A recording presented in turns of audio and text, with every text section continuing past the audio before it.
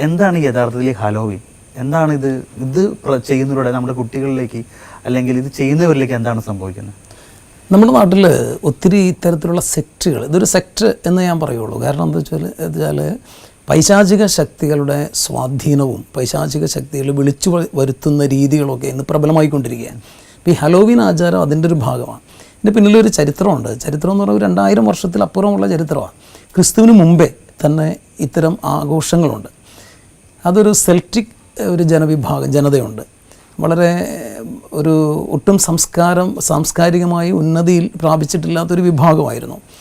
അവരുടെ ഇടയിൽ ഈ മരിച്ച ആത്മാക്കളെക്കുറിച്ചുള്ളൊരു സങ്കല്പം, ഒരു സൂവൻ എന്ന് പറയുന്ന സാഹൻ സൂവൻ എന്നൊക്കെ പറഞ്ഞ പല ഉച്ചാരണങ്ങൾ അതിനുണ്ട്.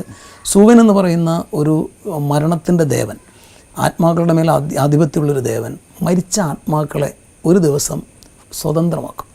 ഇതാണ് അതിൻ്റെ പിന്നിലൊരു ചിത്രം. വർഷത്തിലൊരിക്കൽ സ്വതന്ത്രമാക്കും. ഈ സ്വതന്ത്രമാക്കപ്പെടുന്ന ആത്മാക്കൾ മനുഷ്യർ വസിക്കുന്ന ഇടങ്ങളിലൊക്കെ കടന്നു വരും. അങ്ങനെ കടന്നു വരുമ്പോൾ ഏത് വ്യക്തിയെ വേണമെങ്കിലും ഈ ആത്മാവിന് പ്രാപിക്കാം.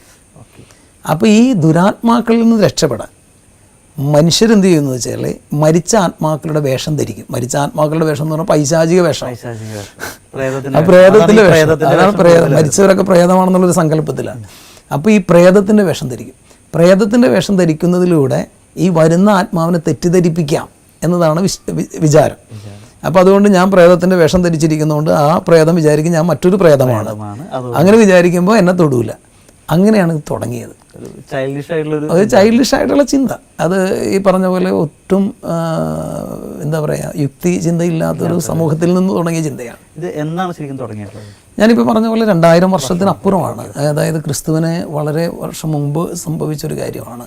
പിന്നീടത് മാറി മാറി മാറി ഇന്ന് അതൊരു കൾട്ടായിട്ട് മാറി.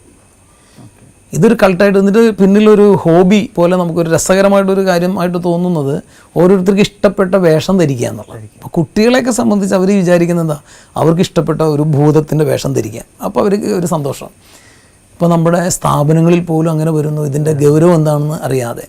ക്രൈസ്തവ സിസ്റ്റേഴ്സിൻ്റെ അല്ലെങ്കിൽ അങ്ങനെയുള്ള വസ്ത്രധാരണം കൂടി ഉപയോഗിച്ചിട്ട് വരുന്നുണ്ട്. ഇതിൻ്റെ പിന്നിൽ വേറൊരു ചിന്തയെന്ന് വെച്ച് കഴിഞ്ഞാൽ സഭയിൽ വാസ്തവത്തിൽ സകല വിശുദ്ധരുടെ തിരുനാൾ തുടങ്ങുന്നത് ഇതിന് ബദലായിട്ടാണെന്ന് വേണം പറയാൻ. അതായത് എല്ലാ മരിച്ചുപോയ ആളുകളൊക്കെ വിശുദ്ധരാകുന്നുണ്ടെന്നും അല്ലെങ്കിൽ അങ്ങനെ വിശുദ്ധിയിലേക്കാണ് വിളിക്കപ്പെട്ടിരിക്കുന്നത്, എല്ലാവർക്കും വിശുദ്ധരാകാൻ കഴിയും.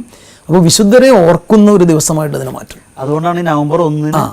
അപ്പോൾ ഇപ്പോൾ ഇവർ ഹലോവീൻ ആഘോഷം ചെയ്യുന്നത് വിശുദ്ധരുടെ തിരുനാളിൻ്റെ തലേ ദിവസം. നമ്മുടെ എല്ലാ പുണ്യ ദിവസങ്ങളും തുടങ്ങുന്ന തലേ ദിവസം ഈവനിങ്ങാണ്. അപ്പോൾ ഒക്ടോബർ 31 ഈവനിങ് ഹാലോവിൻ ഡേ അല്ലെങ്കിൽ ഹാലോവിൻ സമയമായിട്ട് അവർ മാറ്റുന്നു. അപ്പോൾ വിശുദ്ധരുടെ ദിനം ആഘോഷിക്കുന്ന അതേ ദിവസം തന്നെ ഇങ്ങനൊരു ദിവസം. അപ്പോൾ അതിനൊരു വിധത്തിൽ ആ ഒരു മനുഷ്യൻ്റെ വിശ്വാസം മുഴുവനും തകർക്കുകയാണ്. ക്രൈസ്തവ ചിന്ത മുഴുവനും ആ വിശ്വാസ രീതികളെ മുഴുവൻ വെല്ലുവിളിച്ചുകൊണ്ടുള്ളതാണ്. ഞാൻ നേരത്തെ പറഞ്ഞല്ലോ, കൾട്ട്. അതിൻ്റെ പിന്നിൽ ഭയങ്കര ഒരു ദുരൂഹതയുള്ളത് അവിടെയാണ്. അതായത് ഇത്തരം കാര്യങ്ങളിലൂടെ നമ്മുടെ കുട്ടികളെ ആയാലും മുതിർന്നവരെ ആയാലും ഈ വേഷവിധാനങ്ങൾ ചെയ്യുന്നതിലൂടെ ഇനി കുറച്ച് കഴിയുമ്പോൾ അത് പ്രത്യേക പ്രാർത്ഥനകളായിട്ട് മാറും. അങ്ങനെ അതൊരു സൈറ്റനിക് കൾട്ടായിട്ട് മാറും.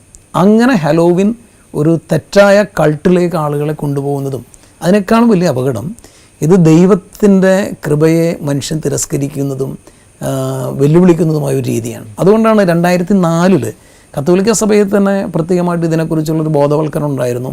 അതുകൊണ്ട് വിശുദ്ധരുടെ ദിവസമായിട്ട് ഇതിനെ ആചരിക്കാൻ പ്രത്യേകമായിട്ട് സഭയിൽ എന്താ അതിന് മറ്റൊരു പേര് പറയും, ഹോളിവീൻ. 2004 കത്തോലിക്ക സഭയിൽ ആ വാക്ക് ഉപയോഗിച്ച് തുടങ്ങിയിട്ടുണ്ട്. പക്ഷേ എനിക്ക് തോന്നുന്നു അതിനുശേഷം ഈ ഹലോവീനിലേക്ക് നമ്മുടെ കുട്ടികൾ ഇത്രയും ആകർഷകമായി പോകുന്ന സഭ വിചാരിച്ചിരുന്നില്ലെന്ന് തോന്നുന്നു. ഇത്ര മാത്രം.